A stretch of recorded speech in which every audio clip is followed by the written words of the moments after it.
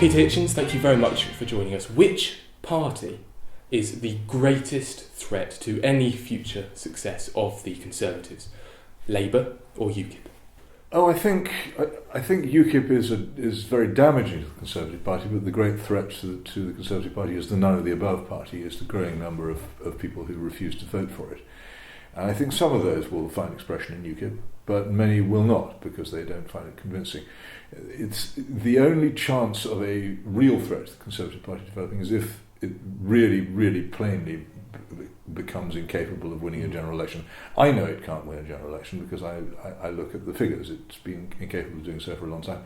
But the public still believe that it is. And once the realisation becomes common knowledge that it can't do that, then I think many people will realise that if they want a friend at Westminster, they're going to have to look elsewhere. What has to happen to the current Conservatives? Does it have to? Well, I think it has. Boris Johnson? Because it is an organisation for obtaining office. If it ceases to be able to do that, then I think it will begin to split, because the people in it will say, "Why are we bothering with this? It's actually standing in the way of achieving what we want." So would Boris Johnson, for example, take the Tories in a better direction for you? Well, it would change some things because he has a certain popularity because he's been on television a lot. How much that would stand up to exposure to national politics, I don't know. Obviously, Boris Johnson is no more conservative than David Cameron. In fact, I think in political terms they're pretty much identical. How long it will take people to realise that once they've seen past the jokes, I don't know. It would only be a temporary. For me, it was just frustrating because it obscures the truth a little longer if it happens. In 2012, you considered or played with the idea of standing for Parliament. Well, I would do it if the conditions arose. I spent would that be as an independent? Well, it would have to be because no political party will have me. But the thing is that I spent a lot of time when I was a political reporter covering by-elections, and I know that there are some where things are so fluid that an intervention might conceivably work. Most it doesn't apply. In general elections, you can't do it. And so I haven't ruled it out because it seemed to me that it might at least be an opportunity to make the point that I want to make more prominently and more, how shall I say, in a more concentrated fashion than I can as a newspaper columnist. Talking of journalists, the ability to analyse things from a neutral perspective and weigh up the pros and cons and talk objectively, that's so important nowadays given the volume of access to information that everyone has. What right, therefore, do journalists have to be partisan and biased? Surely they should just be presenting the facts. Well, objectivity doesn't prevent you from taking sides. Right. Objectivity is not an excuse for not having any principles. But journalists are subjected to democratic tests all the time. If people don't like what they say, they don't read what they write and they don't buy the newspapers they appear in. So I would say that I've won my, I don't know whether I call it a right, I've won my ability to do it by actually engaging with my readers to such an extent that a number of people look at what I write and find that they agree with it and support it and that they're edified by what I say.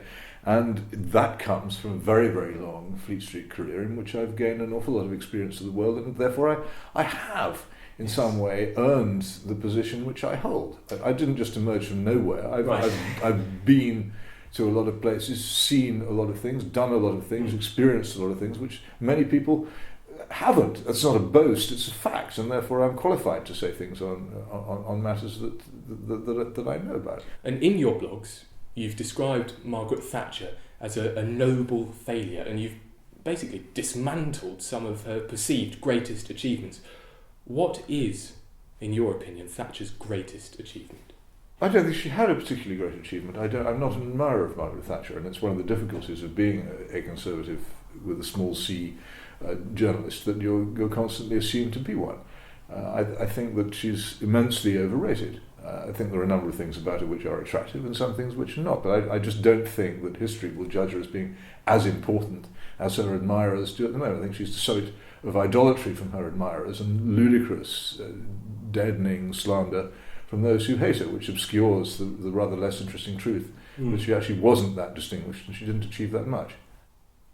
You often refer to yourself on Twitter as the hated Peter Hitchens, and sometimes you even say that you enjoy that abuse that comes your way. So it's a joke. I mean, I exist as a human being. The people who know me can decide whether they like me or not, and they know what I'm like, how I behave.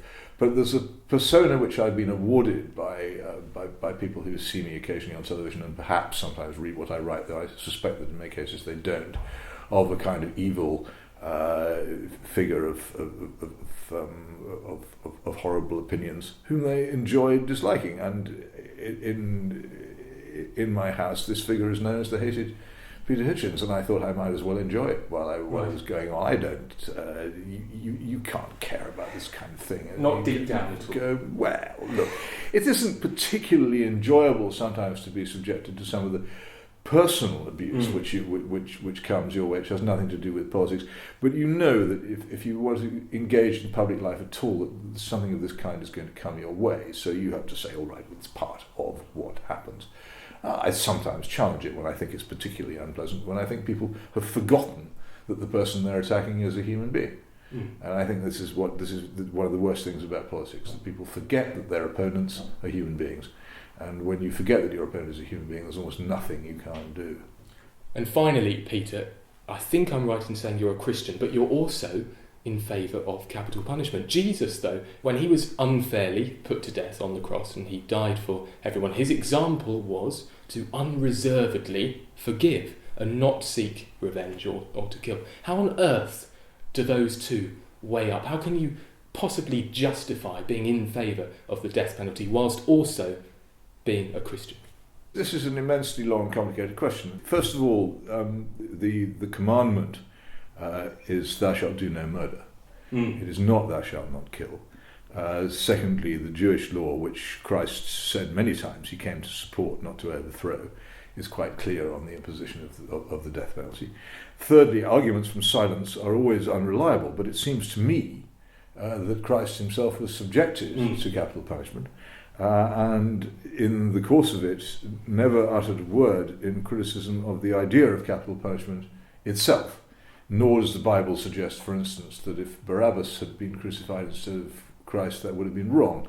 And there is the issue of the two thieves on the cross, and one of them saying that he is there justly and rightly condemned. I don't actually see why this should be a particular difficulty. The 37th of the 39 articles of the Church of England's basic set of principles states that capital punishment for heinous offences is permitted. So, as it happens, as the Roman Catholic Church's catechism, there's no conflict between Christianity and executing people who commit heinous crimes. Nor do I see why there should be. Peter Hitchens, thank you very much indeed.